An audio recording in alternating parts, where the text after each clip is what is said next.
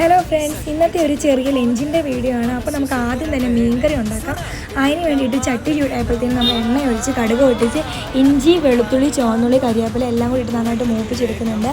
പിന്നെ നമുക്ക് പൊടികളായിട്ട് മഞ്ഞൾപ്പൊടി, മുളക് പൊടി, മല്ലിപ്പൊടി, ഉലുവാപ്പൊടി ഇട്ട് പച്ചമണം മാറുന്നത് വരെ ഒന്ന് ഇളക്കിയെടുക്കാം. അതിലേക്ക് ആവശ്യത്തിന് വെള്ളവും ഉപ്പും പുളിയും കൂടി ഇട്ട് അടച്ച് വയ്ക്കുക. അപ്പോൾ നമുക്ക് ഇത്രയും മീൻ വേണ്ടായിരുന്നു. കുറച്ചെടുത്ത് വറക്കാൻ വേണ്ടിയിട്ട് ഞാൻ മാറ്റി. ബാക്കി മീൻ വെള്ളത്തിലിട്ട് അടച്ചു വെച്ചു വേവാൻ വേണ്ടിയിട്ട്. പിന്നെ മഞ്ഞൾപ്പൊടിയും മുളക് പൊടിയും ഉപ്പും വെളിച്ചെണ്ണയും ഒഴിച്ചൊരു മസാല തയ്യാറാക്കിയെടുത്ത് മീൻ വറക്കുകയും ചെയ്തു. എന്നിട്ട് തിരിച്ച് മറിച്ചിട്ട് വറക്കാൻ വെച്ചു. പിന്നെ നമുക്ക് ചക്കക്കുരു തോരനായിരുന്നു ഉണ്ടായിരുന്നത്. അതിന് വേണ്ടിയിട്ട് ഞാൻ ചക്കക്കുരു ഓൾറെഡി വേവിച്ച് വെച്ചാണ്.